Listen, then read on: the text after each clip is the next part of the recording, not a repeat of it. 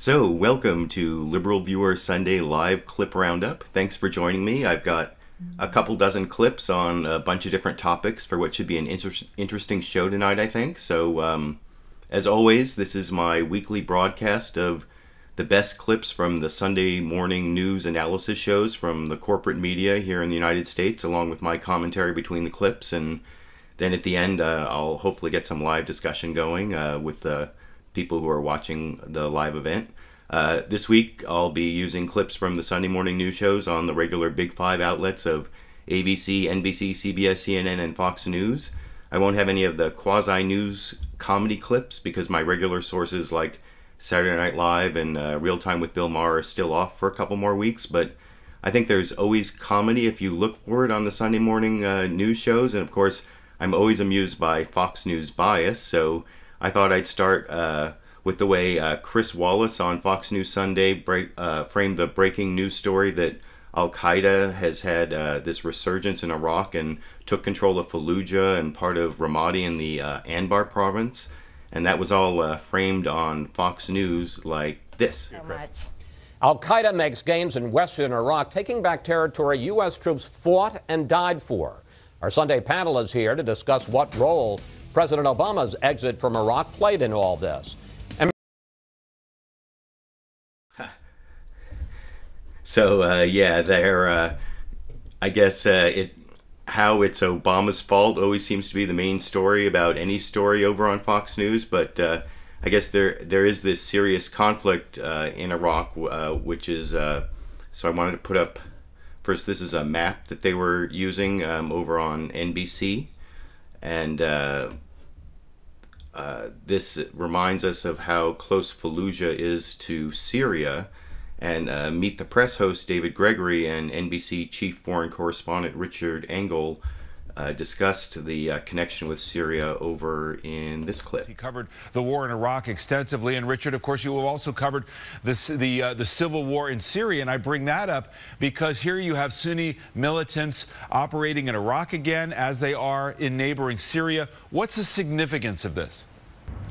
Well, we're seeing the return of Al-Qaeda in Iraq, and it is absolutely connected to Syria. The same Al-Qaeda militants that are fighting sometimes against the regime of Bashar al-Assad, sometimes against other rebels, are also fighting against the government in Baghdad. And it's all about that key Sunni-Shiite divide that you just mentioned. The government in Baghdad is Shiite, and the people in Ramadi are Sunnis, and the people in Ramadi feel that they have been excluded. The people of Fallujah, same situation. They feel that they have been not given a fair share of the political power in Iraq. And you see the same divide in the conflict just across the border in Syria, where you have the rebels who are Sunni, who are fighting against the government, which is Shiite. It is one conflict across the two borders. So that analysis, that this latest news is part of this wider, more long-term Sunni-Shiite conflict, was actually what most of the panelists over on Fox News talked about too, despite that biased framing of whether it was Obama's fault. And most of them even concluded it was outside United States control and not Obama's fault. And one panelist, I'm not showing any of these clips, but Richard Lane, I think, has mentioned that some of it might even be George W. Bush's fault. But it was only over on This Week with George Stephanopoulos where I got to hear from former governor of Montana and possible 2016 Democratic challenger to Hillary Clinton. He was the only one who pointed out that it was actually both George W. Bush and Hillary Clinton's fault. And you can see that over in this clip. Last month in Iowa. George Bush got a bunch of Democrats to vote to go to that war. I was just shaking my head in Montana. And the reason I'm in Iowa, in part, is because I'm asking you to pick the leaders that are going to say, we're not going to make those mistakes. We might make mistakes again, but we're not going to make those mistakes. Now, Governor, a lot of people took that as a not-so-subtle shot across the bow for Hillary Clinton. Are you thinking of challenging her? Come on, Brian. Stop teasing. Give us an answer Here's now. what I'll say. Those people in Washington, D.C., most of them, did not live in the Middle East. I lived in Libya. I lived in Saudi Arabia. I watched Iraq fight that war with Iran. I knew that we were supporting Iraq during that war. And now we've created a vacuum in Iraq. Those people who supported that Iraqi war didn't understand the politics of the Middle East. Al-Qaeda wasn't there. Iraq hadn't attacked us. We made a very big mistake there. It cost us a lot of blood and a lot of treasure, and we ought not make those mistakes in the future. I thought that was actually kind of cool, taking on the perennial talking point about how we're better off without Saddam being in power, because there's actually this power vacuum that isn't necessarily an improvement, however bad Saddam Hussein was. But I guess going from the sublime to something a little more ridiculous, I also wanted to cover the topic of marijuana, because that was on a couple of the Sunday morning news analysis shows. And I thought I was kind of surprised that over on CNN State of the Union, the host Candy Crowley, she made this pretty good argument in favor of marijuana legalization, but she started off calling the argument ridiculous, and then the whole conversation became a little bit ridiculous, even though everyone seemed to agree. And anyway, I want to show you that clip here. I know this sounds ridiculous, but can you not sell it as both a criminal justice, like, okay, enough of cops, you know, hauling in somebody for half an ounce or an ounce or whatever it is in various states. It'll save us money. It will cut down on other types of crime because they will have more time to do their thing. And by the way, we can tax it and increase state revenues. I mean, I'm very wary of this idea that you tax and legitimize something. This is a tactic that has not worked well for some of these entities in the past. But I think you're right, and I think that looking at these issues, this is a conversation we're having on the national scene about having government work better and more efficiently. And if you take away the ambiguous enforcement of what is this kind of complex marijuana issue right now, you can have a more streamlined and a better criminal justice system, and this might be a good step in that direction. See, this is bipartisan, Candy. We're all pot brings people together, Candy. apparently, you know, makes them happy. So I guess that's my other comedy clip for the morning, the pot will bring us together clip. I kind of enjoyed that. I thought that was kind of interesting, but of course pot is not a completely ridiculous issue. There are a lot of important negative effects from the war on marijuana, and I'm going to show you a graphic about that in a minute, but first I want to show you Representative Donna Edwards was over on the panel, I think it was on, Meet the Press, and she talked a little bit about some of the negative, especially the effects on people of color, and I want to show you that clip here. That, you know, Chuck kind of refers to. Look, I think first as a parent, but I also look at a public policy where we have driven so many young black and brown men and women into the criminal justice system. The entree was marijuana. We can figure out these issues, I think, from a decriminalization standpoint of how you detect marijuana use. Are you I mean, the same rules still apply if you're driving impaired and those sort of things, but we do have to get to a point, I think, in this country where we say, you know what, there are some things that need to be regulated because it actually makes it safer, and marijuana, I think, probably falls in. Or Westerners. Yeah, so I think that was the most reasonable argument I heard about marijuana.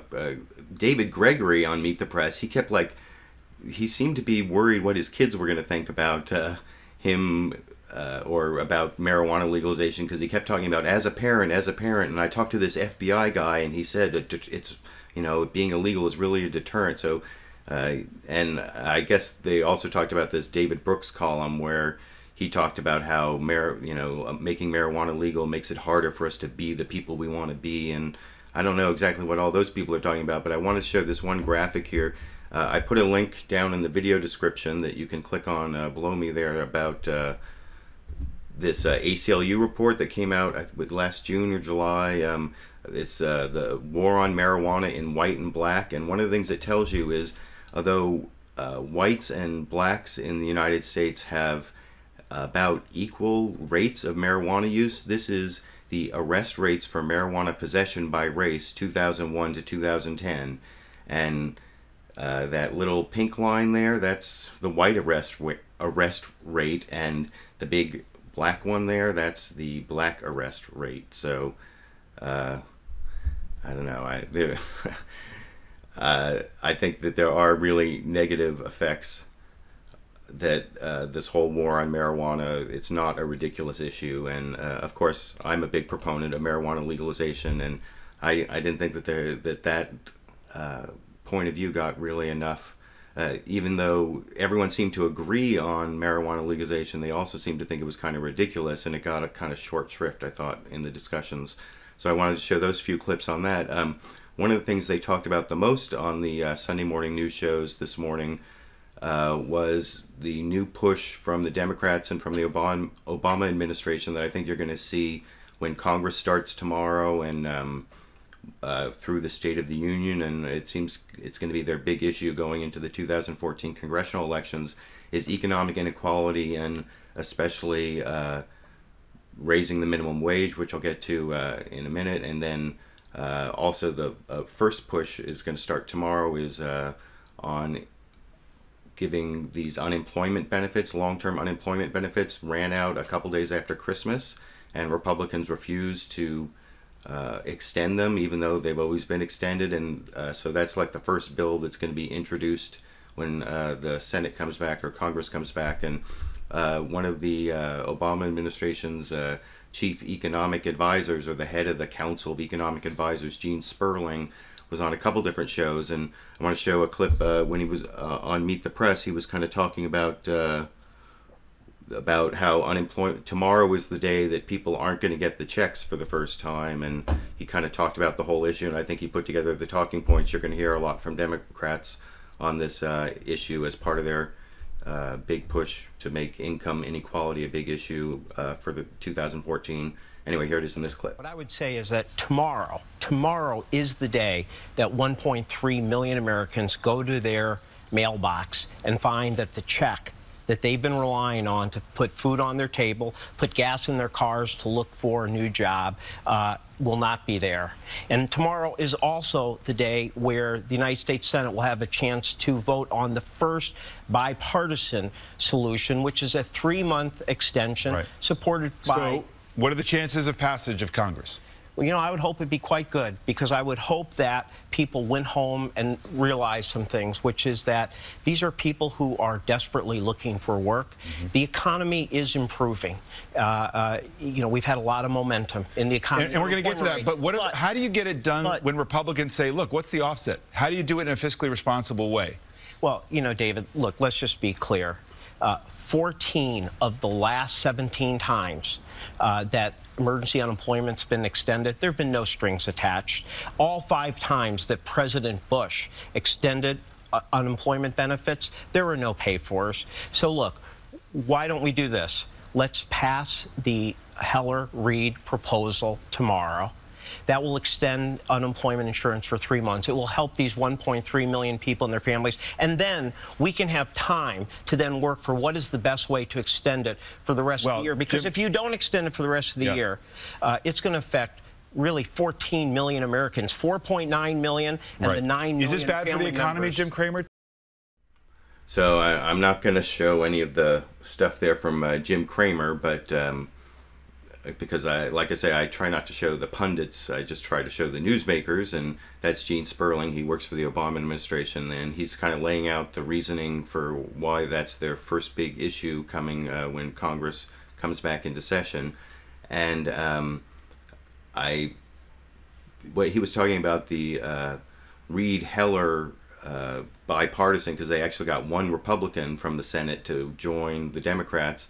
The Republican from Nevada, Don Heller, I think his name is Don Heller. I could have that wrong, but I think he's the only Republican. I want to show. Here's Senator Rand Paul was on this week with George Stephanopoulos, and I'm going to have a few clips from him. And here's his take on the whole unemployment benefits, and it doesn't sound very promising that he's going to be one of the Republicans who join in on this. So I'll show you that clip here. Well, I think what's really cruel is to have an economy that doesn't have jobs in it. So we have to talk about what policy creates jobs. With regard to unemployment insurance, I've always said that I'm not opposed to unemployment insurance. I am opposed to having it without paying for it. I think it's wrong to borrow money from China or simply to print up money for it. But I'm not against having unemployment insurance. I do think, though, that the longer you have it, that it does provide some disincentive to work, and that there are many studies that indicate this. So what I've been saying all along, we have to figure out how to create jobs and keep people from becoming long-term unemployed. That's why I promoted the economic freedom zones, which would dramatically lower taxes in areas where there's long-term unemployment. But are you saying...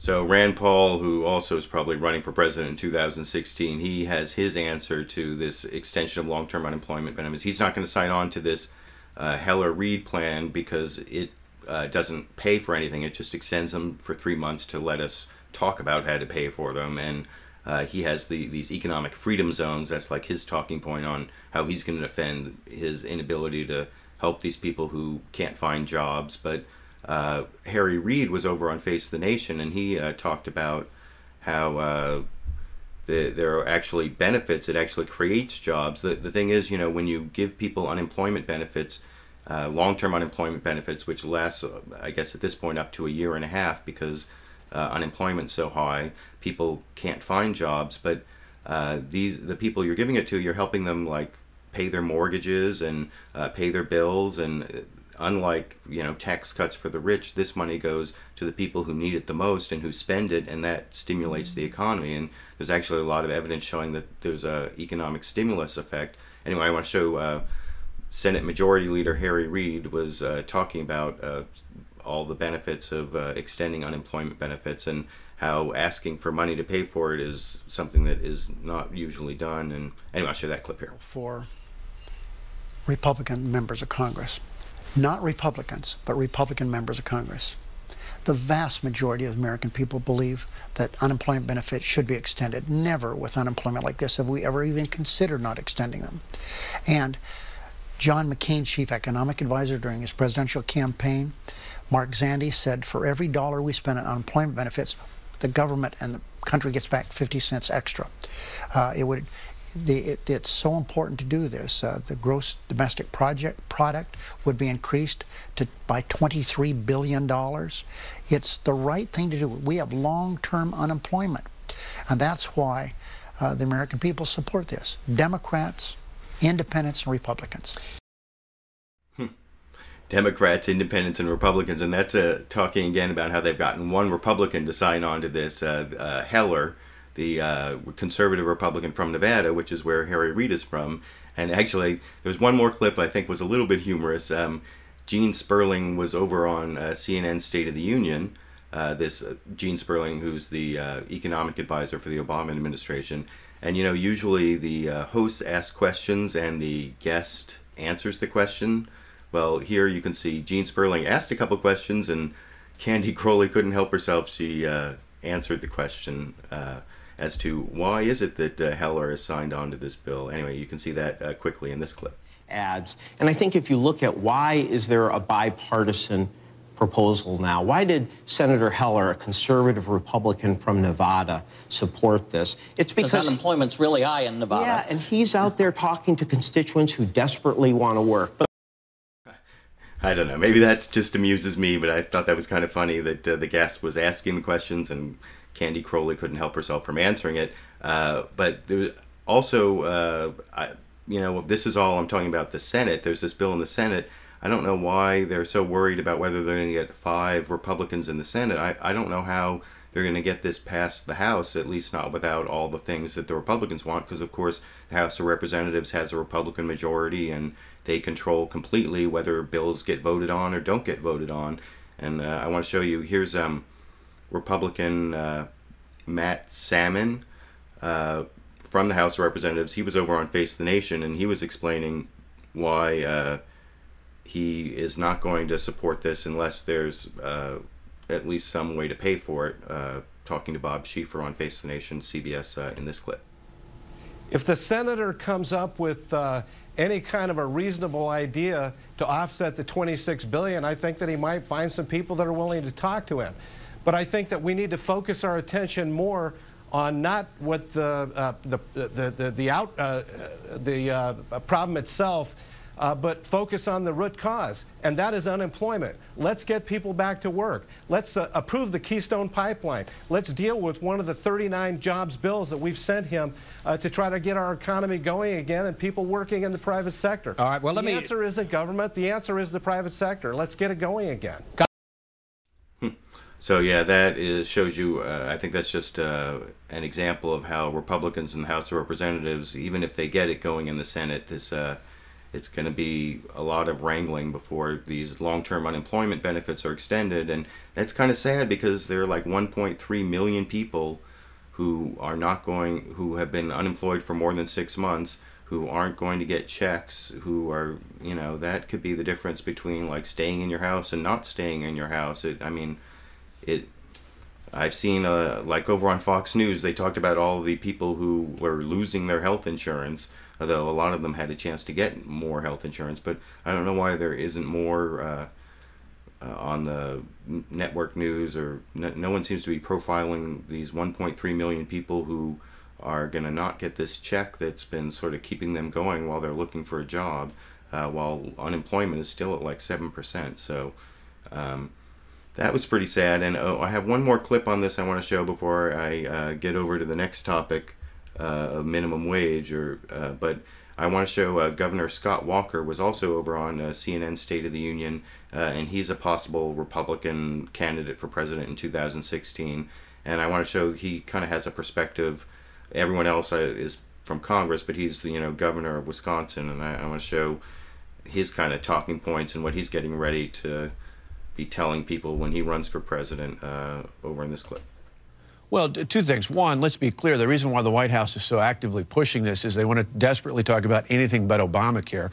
The best thing we could do to help people who are unemployed or underemployed is fix Obamacare, replace it with a patient-centered plan that put people in charge, not the government in charge, and got rid of the uncertainty that so many small businesses here in my state and across the country talk about. But to the specific benefits, to me, any discussion about this should be focused on what sort of reforms are we going to put in place. He talked earlier in the previous segment about people looking for work. Well, the federal government doesn't require a lot. We just made a change last year so that people had to look 5 times or more a week for work. Without our requirement change, they could go as little as 2 times a week. I don't know about you, Candy, but if I was out of work, I'd be looking more than twice a week for a job. I'd be looking for every day, except maybe today I'd take Sunday off to go to church and pray that I could find a job on Monday. But I think there need to be reforms in that system. I also think Wisconsin's one of the few states in America that just changed things so that adults without kids looking for work now have to be enrolled in one of our employment training programs. A couple of weeks ago, we saw there were more than 50,000 people on one of our websites here in the state, or 50,000 jobs, I should say, that were open on one of our websites. One of the biggest challenges people have who are either unemployed or underemployed is many of them don't have the skills in advanced manufacturing and healthcare and IT, where many of those job openings are. Instead of just talking about extending benefits, we should talk about getting people the training they need to fill those jobs. That's much better off than just putting a check out. Well, I mean, I don't have any problem with giving people job training, and I don't know so much about the requirement whether they have to look for work 2 times or 5 times a week. I mean, that depends on how many jobs there are, and I mean I remember spending some time unemployed, and some weeks you find more places to go than others, if I recall. But I mean, I think what you see there is the Republican talking points that kind of make it the fault of unemployed people for being unemployed, and that's the big argument, that it gives them a disincentive to work. And I also want to show a couple clips on the whole idea of income inequality. I think the other big push that Democrats are going to have is, in addition to extending the unemployment benefits, is they're going to want to raise the minimum wage. And I want to show first a clip here from Gene Sperling again. This is the economic advisor for the Bush administration, and he's talking about why it is that raising the minimum wage is a really big piece of helping the economy get moving again This is over on Meet the Press, NBC's Meet the Press in this clip. I will say is, yes, you know, minimum wage is just one piece of the puzzle, but I'll tell you, for over 10 million Americans, it's a big piece. We're a country that believes that if you work full time, you should not have to raise your children in poverty. But minimum wage workers with 2 children, some of them do. Right. We can address that. And by the way, right now, the minimum wage is at the same real level it was in 1950. You can't tell me as a country that over 64 years, we can't have a higher minimum wage that allows more people to work with dignity. So yeah, I think that's pretty much a lot of the good talking points about why it's important to raise the minimum wage. And I think there is even a good argument that raising the minimum wage creates jobs, but of course there's this Republican talking point that it hurts jobs, you know, that you're hurting the people whose wages you're raising, and that Republican Congressman Matt Salmon, who was over on Face the Nation, Bob Schieffer, actually asked him about that. You know, why are you saying that you're hurting people by raising their wages? And you can see this is the Republican response to that over in this clip. Can I just stop you and just ask you an obvious question?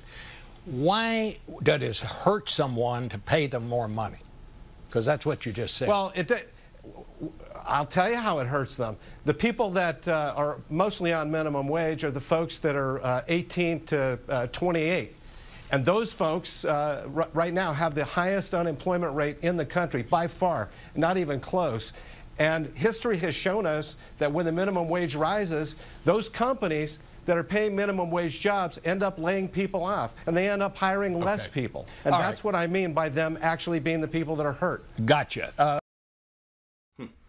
So yeah, that's the Republican argument that the minimum wage is a job killer. And you know, I'm not an economist, but I've seen arguments both ways. And down in the video description that you can put a couple links. One's to an article in the Huffington Post, a study from like a left-leaning think tank that said that it actually creates jobs. And you know, that actually makes sense from a certain point of view, because by giving people more money, they also have more money to spend, and that stimulates the economy, and so that could create jobs. But then, of course, there's the argument you saw from the Republican there, and I put a link to a Forbes article that raising the minimum wage is a job killer, because they're saying that it, you know, prices people out of the market, and small businesses can't hire people because it costs them too much. So, and you know, I tend to, of course, as liberal viewer, I tend to think that raising the minimum wage does help the economy, but I'll leave that up to you, the viewers, to decide that. I also want to show you a couple quick clips on the immigration debate. You know, there are several Liberal Viewer Sunday Live clip roundups where this was like the big topic. When, you know, there was a big buildup because the U.S. Senate passed this comprehensive immigration reform, and then it went to the House of Representatives and it died. Basically, it gave this really long, circuitous path to citizenship that requires, I think, more than 13 years before you become a citizen, and you have to like pay off all these fines and get in the back of the line and pay all your back taxes. And so it can't be amnesty, because you have to pay all this, you know, you have to pay all this penalty before you get to citizenship. You know, that was sort of the idea. And of course, at the end, they added in like all these billions and billions of dollars of border security before any of it went into effect, like more border security than the border can even take. But anyway, even though they did all that, it got to the House of Representatives and it kind of died, and they might take up pieces of it this year, especially after Republicans are past their primaries and don't have to worry about people on the right accusing them of being, you know, pro-illegal immigrant. And I want to show first Senator Rand Paul over on This Week with George Stephanopoulos.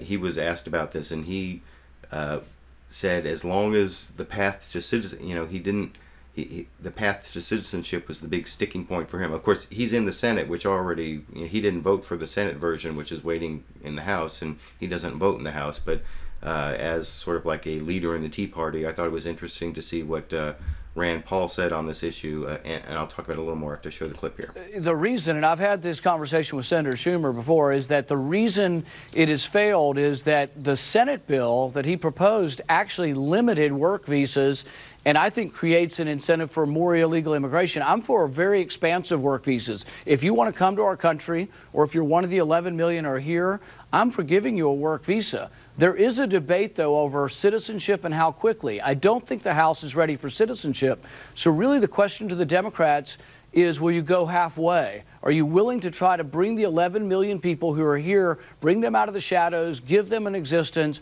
try to be more humane and try to get a better situation for them? That could happen tomorrow. The problem is the sticking point going to be we have to have immediate voting privileges for those who came here illegally? I think that's more of a sticking point. If the Democrats are willing to come halfway, I think we can pass some meaningful reform that would help the 11 million who are here. Senator. I thought that was interesting, especially right there at the end where he talks about immediate voting rights. Like, what his real concern is he doesn't want 11 million voters who are mostly going to vote for Democrats because, you know, the Republicans have done so poorly with the Latino vote in a lot of elections. And like I said before I introduced the clip, the path to citizenship in the Senate bill, it's like 13 years long before you become a citizen. So I don't know why Rand Paul is talking about immediate voting rights, because that's not in any bill. So I don't know where he came up with that. But I guess that is sort of like the fig leaf maybe as to why they won't support a path to citizenship. But I want to show Chuck Schumer, Senator Chuck Schumer from New York, was also on This Week with George Stephanopoulos. Immediately after that, he was asked about comprehensive immigration reform, and he gave like 3 reasons. And I saw him say something very similar back when the Senate passed it, or back at when this first was introduced in the Senate, why he thought Republicans had all these like the perfect storm of reasons almost as to why it's going to end up passing. And anyway, I'll discuss it a little more after I show it. Here's the clip of Chuck Schumer on This Week with George Stephanopoulos on ABC here. Well, bottom line is, I think that it's likely we will get immigration reform this year. The reason is simple, I think. There are large parts of the Republican Party, even conservative parts of the Republican Party, that want this. Business, evangelical churches, Catholic Church, high-tech, growers. So it's not like some of the budget issues where all of the Republicans are on one side. Second thing, the Republican leadership realizes that if we don't do immigration and get immigration reform done, it hurts them politically. And I think they've known that for a while, and it didn't seem to make a difference last year. Well, it made a difference in them not taking back the Senate in 2012. It made a difference in Obama election of 2012, and I think it's hit home in a much harder way now. And finally, you want to get the economy going? CBO said that our bipartisan immigration bill would raise GDP 3.5%. That's more than any Republican program of cutting taxes or Democratic program of spending. So I think it's going to happen. And what was indicative, George, I think, was the budget debate. For the first time, Speaker Boehner said he is not going to let the minority of his caucus, Tea Party minority, run the show. They're the people who've been opposed to immigration reform. Many of the mainstream conservatives, just like in the Senate, are for it. So I think it's likely we're going to get a bill this year. So I thought that was a somewhat compelling argument, even though I thought comprehensive immigration reform was kind of dead. I mean, I've heard some people say that after the Republicans are through their primaries, maybe they'll vote for it. But he gave those 3 reasons. First, Republicans are split because there are all these like Republican constituencies that are for immigration reform. And then the establishment wants to get it out of the way because it's hurt them in so many elections. And then the third thing, that it actually helps the economy for comprehensive immigration reform. So I don't know, maybe Chuck Schumer's right that those 3 arguments will actually make it happen in 2014. And I've heard other people say that after the Republicans are through their primaries and they don't have to worry about that, they might be more likely to vote for it. So maybe in like June or something, we will see something pass the House of Representatives. And I don't know exactly how it's going to come out on that issue of whether there's going to be a path to citizenship, but I don't think it would pass. I don't think the Democrats are going to allow, without some path to citizenship. Like I said, the one that passed the Senate before was like 13 years long, and you had to pay all these fines, and I mean, all that I think is going to be in there, but there has to be some way for these 11 million people to become real, like, first-class citizens, not like just have work visas and be, you know, some plans, the work visas, if you get fired, you can get deported, and that gives your boss like a huge power over you, and that, I mean, that's the worst of all worlds. I hope that doesn't happen. But anyway, those are the couple clips on immigration reform I want to show you, and having just showed you Chuck Schumer saying something that was pretty good, I want to show something, Chuck Schumer saying something I definitely disagree with, and that's the first of the clips on NSA spying. I'm going to show a few clips on that here, and the first one is Chuck Schumer.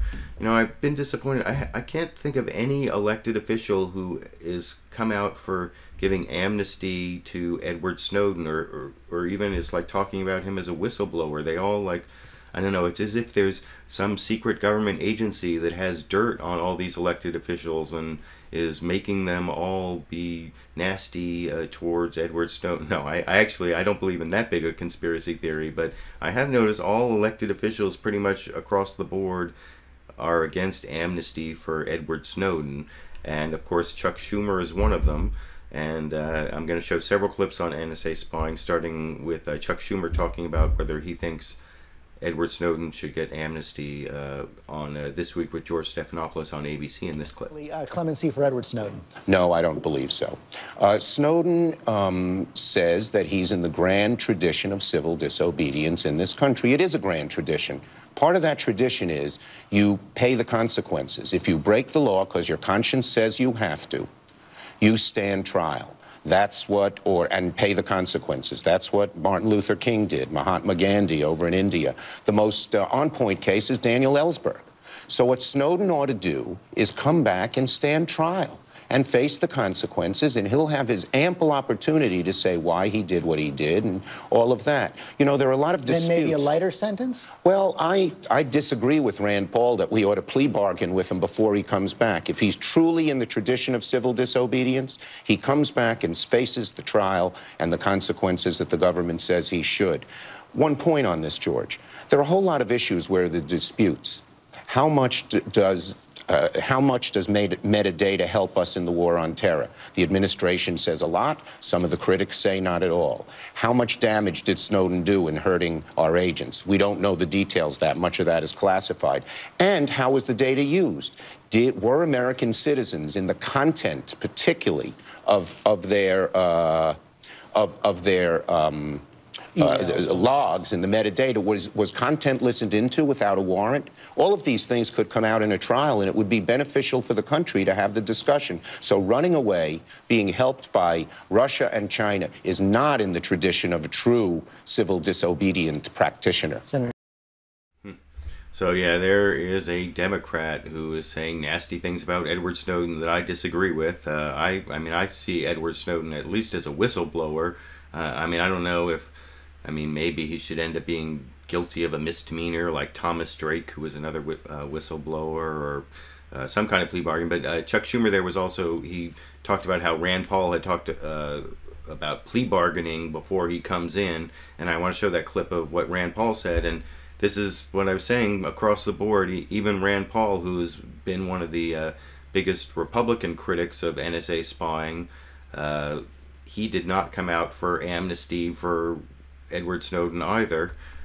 He also seemed to think he needed to face some kind of charges, and serious charges, more than a misdemeanor. Anyway, I'll show you the clip and then discuss a little more. Here it is.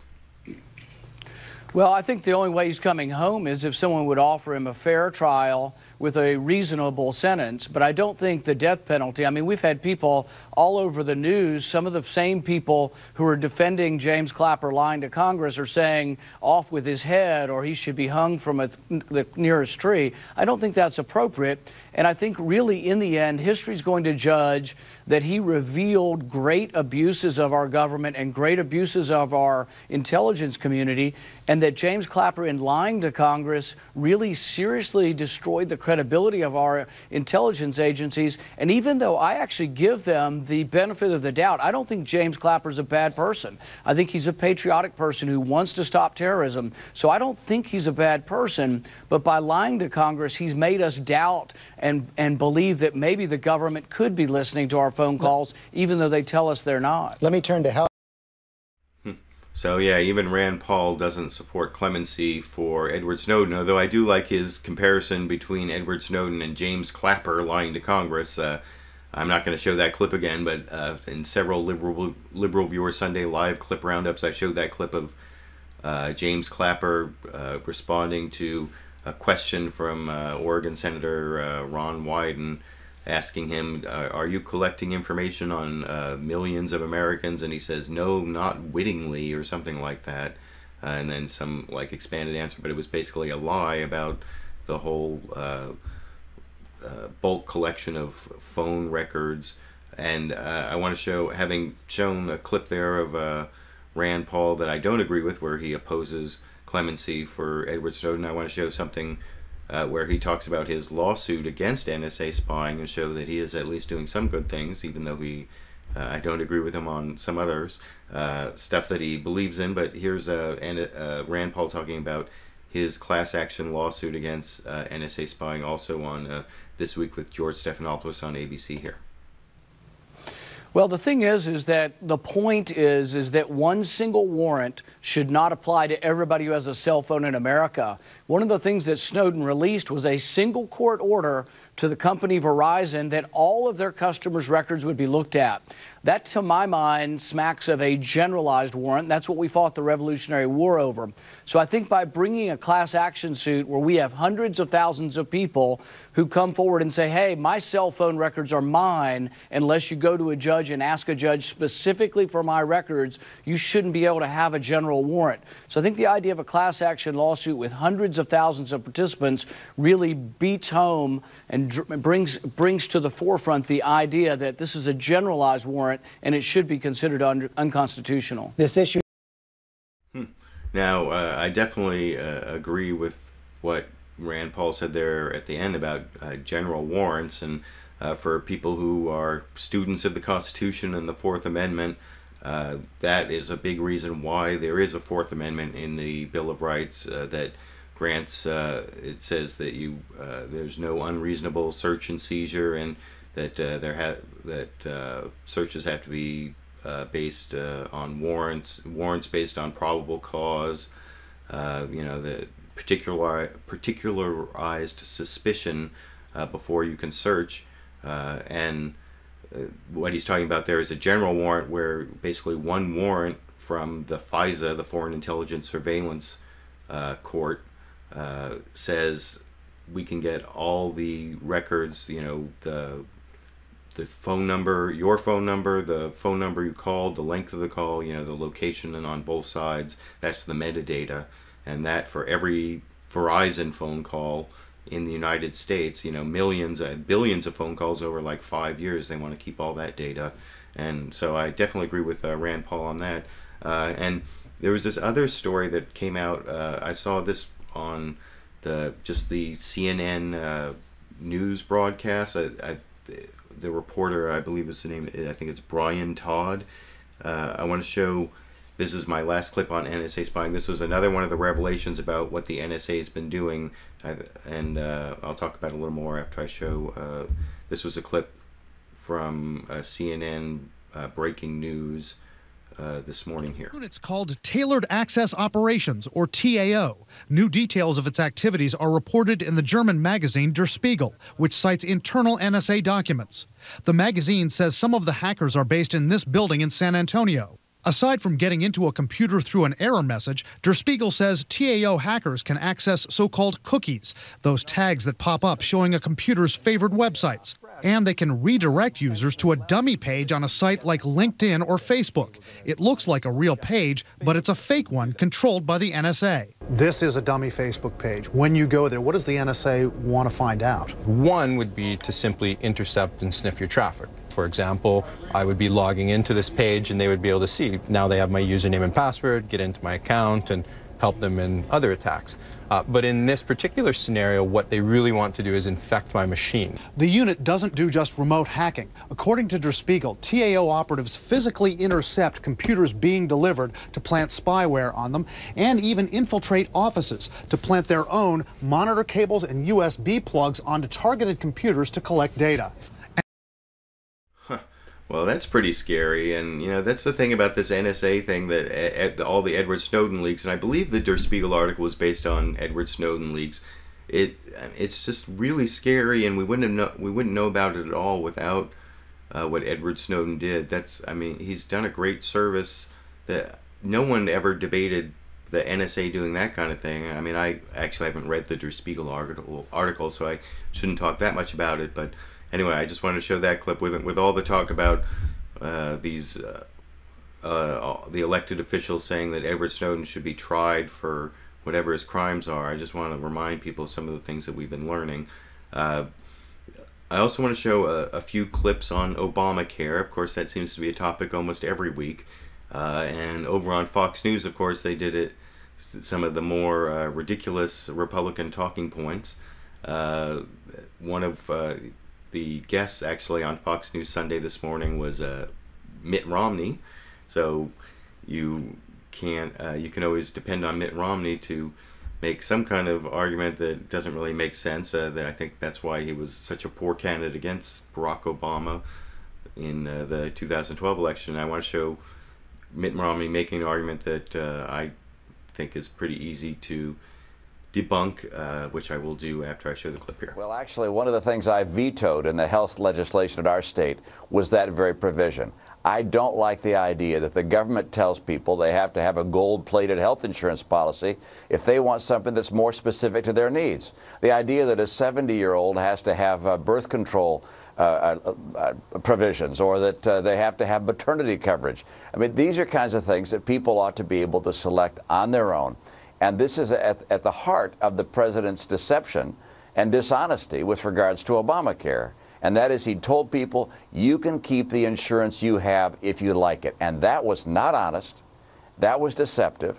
And the American people recognize that, and they're rejecting Obamacare.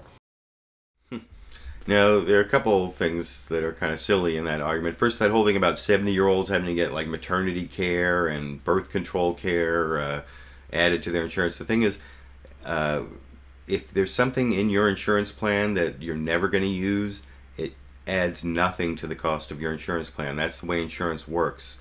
If they know actuarially that you're never going to use it, then it adds nothing to the premium you pay. So a 70-year-old with maternity coverage is paying $0, even if it's listed in your insurance.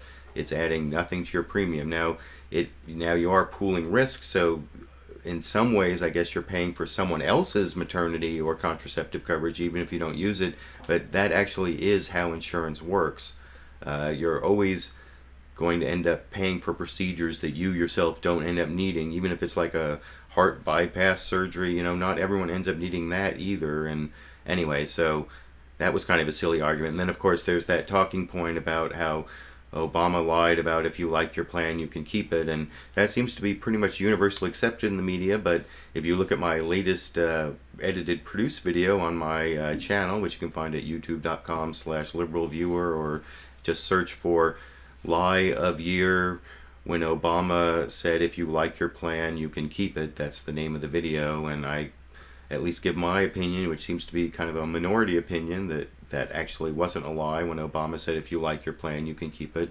Even if I'm not saying it wasn't at all misleading, because I said it was like a political slogan that promised more than it actually sounded like it was promising more than it actually promised. And I've gotten sort of mixed reaction on that video, but check that out if you're interested. So that's the other part of the Fox News bias look at Obamacare. I wanted to debunk there real quickly, and given that I showed the partisan Republican talking points on Obamacare, I want to show Harry Reid really quickly giving the on Face the Nation here, giving the positive. This is sort of like the positive Democratic talking points on Obamacare over in this clip. I can't come here and say the rollout was great. It was awful.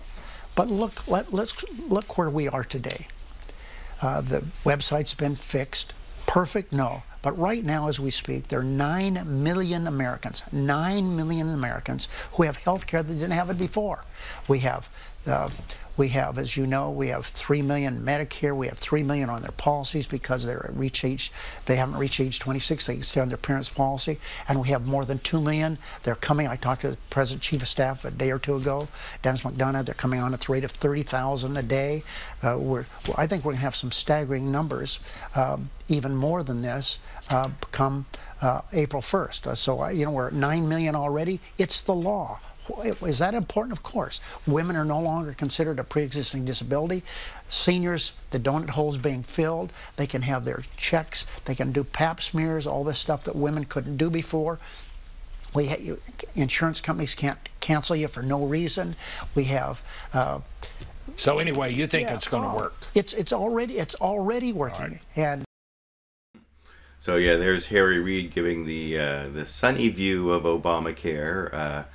The best Democratic talking points, which I thought I would play as an antidote to the Mitt Romney clip. And I think a lot of that stuff is actually true, so people shouldn't forget it in all the negative coverage that the website rollout has gotten. And I think that eventually Obamacare may get a second look from the media beyond the whole lie of the year and the website rollout. And by the time the congressional elections come around, it may actually be a positive. Maybe I'm sounding as sunny as Senate Majority Leader Harry Reid there. But anyway, besides those two partisan assessments of Obamacare, I thought there was actually this interesting discussion over on, let me get the last 3 clips I want to show are from, the last 3 Obamacare clips, or no, 2 Obamacare clips, sorry, are over on Meet the Press. They had a couple experts on. One was the head of the Mayo Clinic and the other was the head of the Cleveland Clinic. And they gave sort of a more like healthcare industry look at what the problems are with healthcare more than the partisan look at, the Obamacare fight. And first I want to show this guy, Toby Cosgrove. He's the head of the Cleveland Clinic. And he was talking about what Obamacare is doing in a less partisan way over here. It really started out to do 3 things. It started out to increase access, and I think when it's fully developed, we will see increased access. It started out to improve quality of care, and which is very variable across the country, and I think with the transparency that it brings around quality, we'll see quality going up across the country. The real question is cost. And we really don't have the answer to that yet. We're going to have to see how this plays out over time.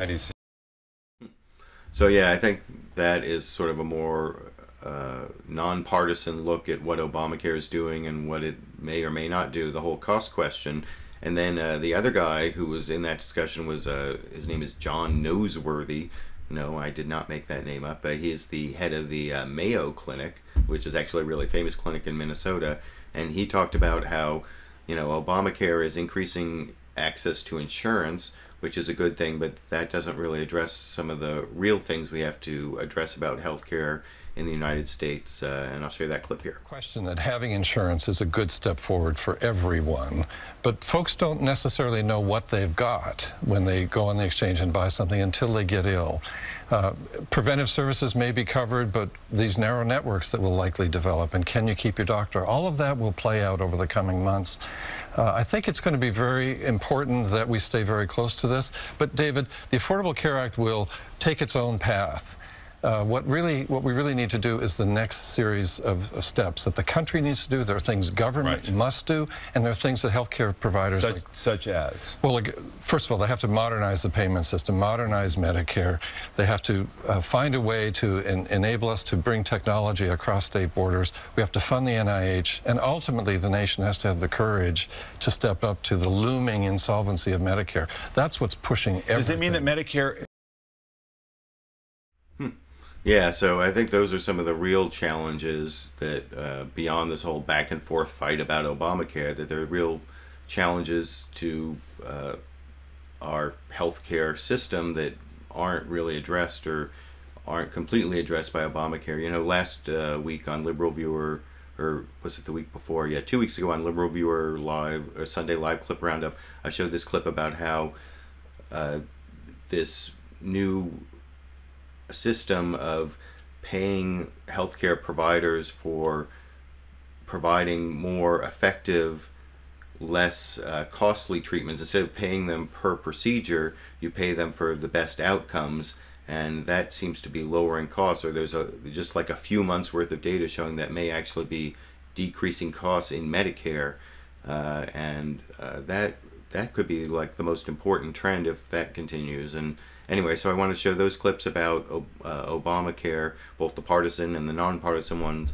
And then one final clip before I get to, it looks like I have more than 100 people watching, which I always find gratifying, and I want to try to delve into all the comments in the discussion section. Maybe I can get something out of it, but I'm going to show one more clip from Senate Majority Leader Harry Reid. You know, he recently had the Senate change the rules on filibusters so that nominations could no longer be filibustered, except for nominations to the U.S. Supreme Court. So judicial nominations, and also nominations that the Obama administration makes to fill positions in the Obama administration, you know, like executive branch positions. And I actually have like opposite positions on that. You know, I don't think they should ever filibuster, or almost never filibuster. I can't think of any good reason to filibuster people who are nominated to, you know, for the president's own like cabinet, or, you know, sub-cabinet nominees. They're like political appointees, and they should basically be whoever the president wants them to be.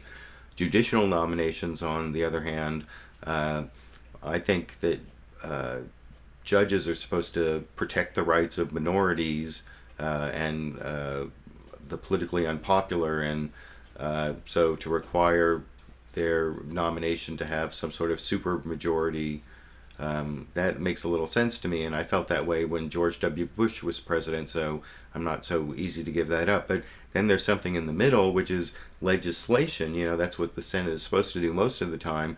That is being filibustered hundreds of times. That's one of the things Harry Reid was saying. He's been filibustered hundreds of times.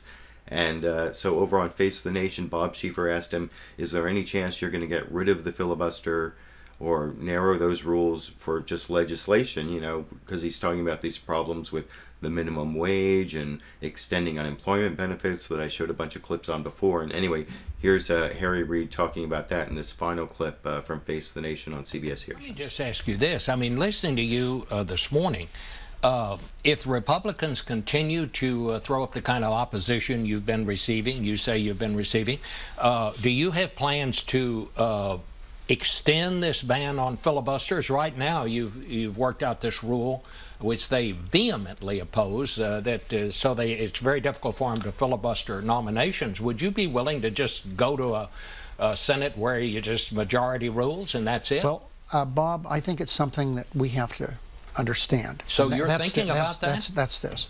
We cannot have a country that's paralyzed because of a group of people. The group of people, who are they? Tea Party-driven Republicans in Congress. Not Republicans. I'm not here to badmouth Republicans around the country. I get a lot of support from Republicans in Nevada, and always have had. But they're mainstream Republicans. They're not driven by this craziness that we have in America today. So the answer is this. We should pass raising the minimum wage. We should extend unemployment benefits. We should get rid of these tax loopholes and create jobs so the middle class can start growing, not shrinking. But would you do away with filibusters entirely?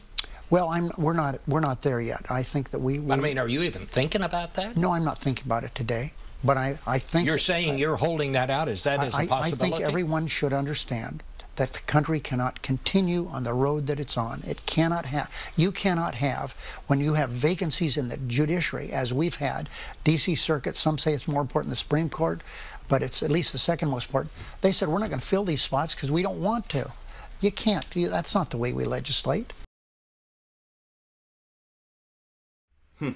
So yeah, I thought that was an interesting clip about, I mean, I guess they're not really thinking about getting rid of the filibuster for legislation.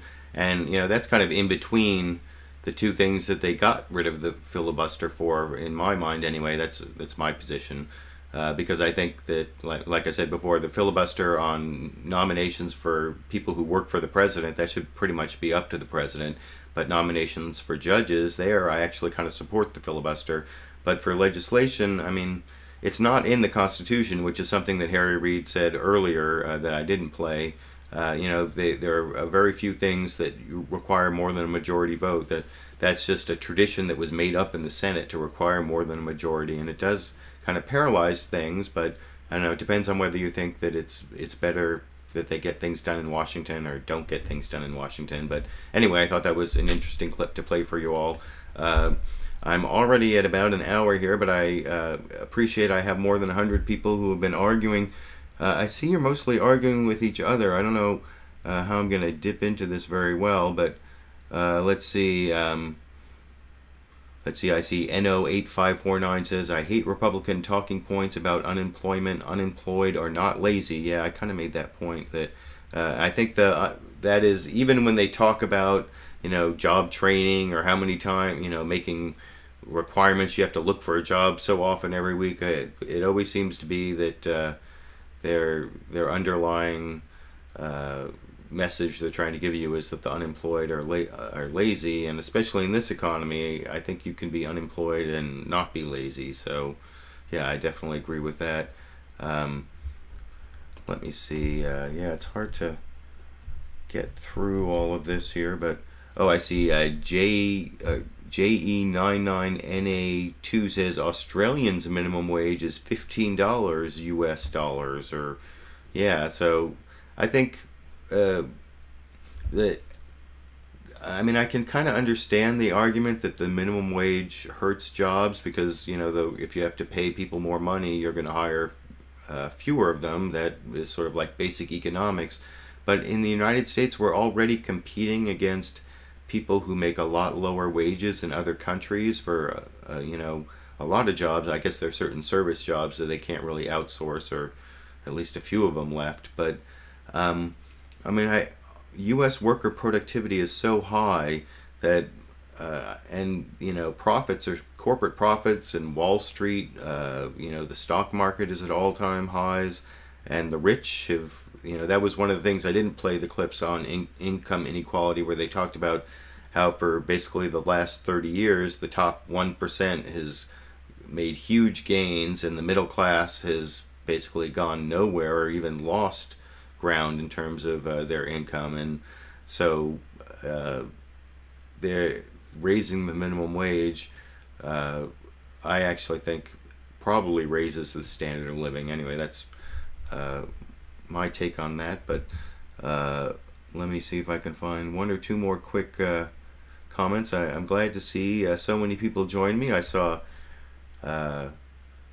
Renedo, who used to be one of the pillars of YouTube, joined at least before the show started and posted on Facebook, so I appreciate that. Let me see. There's a lot of people arguing with each other, but it always makes it tough in this discussion section. Let's see. Oh, Third Eye 2020 says, legalize pot countrywide, create year-round jobs, increase revenue via taxes. E1 win, or everyone, I think that means win. So, yeah, let's see. Oh, I see, yeah, Renedo is still there. Snowden may be tipping point for them to fix their collective muscles. Yeah. The tech kings, Google, Facebook, Twitter, Apple, and so on, already have plenty of power to elect anyone they want to any elected office in the U.S. government. Well, I don't know if the tech companies can really elect anyone they want, but they certainly have a lot of political power. And I don't know, maybe Snowden will be the tipping point for them to flex their collective muscles. So thank you, Renedo, for joining me and for posting that comment. Let me see if I can... oh, I see that Steve Orman says, wow, he expects to glean something useful from this discussion. And Dustin Lee 01 says he's going to be bummed. So yeah, it is. I notice when I'm live here and I'm trying to get stuff out of the discussion section, that's sort of like the most difficult part of the broadcast, and I don't know, maybe there's some way I can do it better in the future, but I guess I've already broadcast for like several minutes over an hour, and So I want to thank you all for joining me for Liberal Viewer Sunday Live Clip Roundup. I hope you enjoyed the clips I picked out for you on all the what I thought were the best clips, the most important topics from the Sunday morning shows. I do this show every Sunday at 6:30 p.m. Pacific time, so please join me. Or I also appreciate people watching it as a recorded show. Check out, like I said, I have that latest edited, produced video, which is titled Lie of Year, when Obama said if you like your plan you can keep it. So if you're interested in that, check that out. And anyway, I also enjoy all of you who posted comments in the discussion section. It keeps everything lively while the show's going on. And so for my US viewers, enjoy the rest of your Sunday and the end of your weekend. For viewers around the world, have a good beginning of your week. It's something that I enjoy doing this every Sunday, finding the best clips, and I hope you enjoy watching them. And I guess I'll see you around the internet.